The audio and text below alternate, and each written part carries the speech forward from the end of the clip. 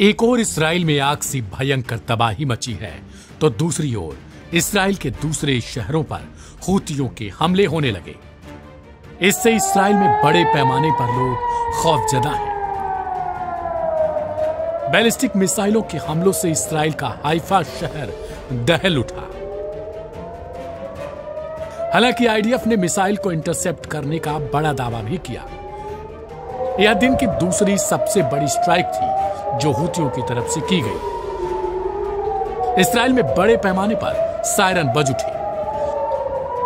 हूतियों के हर हमले में इसराइल को बड़ा नुकसान होने की संभावना लगाई जा रही है। हूतियों की ओर से हमलों के बाद आमतौर पर बयान दिया जाता है कि इसराइल ने उन मिसाइलों को इंटरसेप्ट कर लिया, लेकिन इसराइल के एयर डिफेंस सिस्टम से मिसाइल के रोकने वाले दावे को हूती लगातार खारिज करते रहे हैं। इसराइल के इमरजेंसी विभाग की ओर से दावा किया गया कि कोई हताहत इन मिसाइल हमलों में नहीं हुआ। गौरतलब है कि एक तरफ यरूशलेम आग की आगोश में है तो दूसरी तरफ इस आग को लेकर प्रधानमंत्री नेतन्याहू ने दूसरे देशों से मदद की अपील की, जिसके बाद कई अंतर्राष्ट्रीय सहायता उनके देश को मिली है, लेकिन उन्होंने इमरजेंसी की भी घोषणा कर डाली है,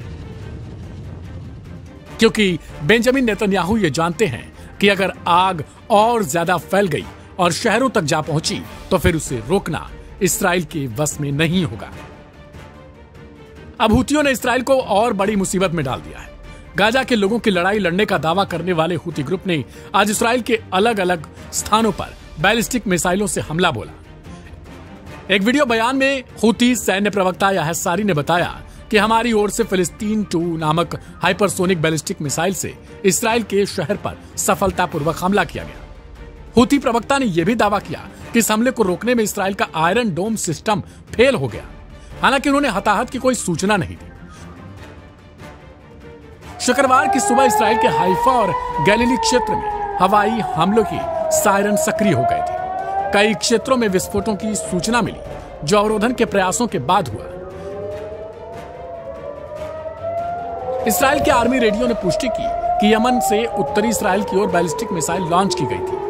गौरतलब है कि इस हफ्ते हूतियों ने इसराइली कब्जे वाले शहर जाफा में सैन्य और रणनीतिक स्थलों पर कई ड्रोन हमले की सूचना दी, जिसमें याफा प्रकार के 3 ड्रोन इस्तेमाल किए गए।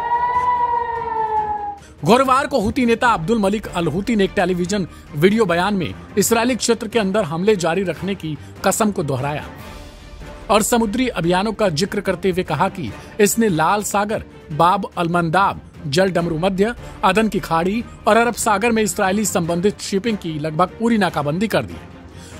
उन्होंने दावा किया कि इन जल क्षेत्रों में इसराइल की समुद्री गतिविधि को रोक दिया गया। बता दें कि गाजा में इसराइल और हमास के बीच युद्ध की शुरुआत के बाद से ही हूतियों ने लाल सागर में इसराइली ठिकानों और जहाजों के खिलाफ दर्जनों मिसाइल और ड्रोन हमले किए हैं, जिनके बारे में उनका दावा है कि वे इसराइल से जुड़े हैं। जवाब में अमेरिका ने 15 मार्च 2025 को इन हूतियों के खिलाफ सैन्य अभियान शुरू किया, जिसका उद्देश्य लाल सागर और अदन की खाड़ी में कमर्शियल जहाजों पर हूती हमलों को रोकना था। अमेरिका ने हूतियों के ठिकानों पर पूरे यमन में बमबारी शुरू की। हालांकि इसके बावजूद हूतियों की ओर से हमले नहीं रुके, बल्कि कथित तौर पर अमेरिका को और ज्यादा नुकसान झेलना पड़ गया। इस रिपोर्ट पर आपकी क्या प्रतिक्रिया है, उसे जरूर लिखें।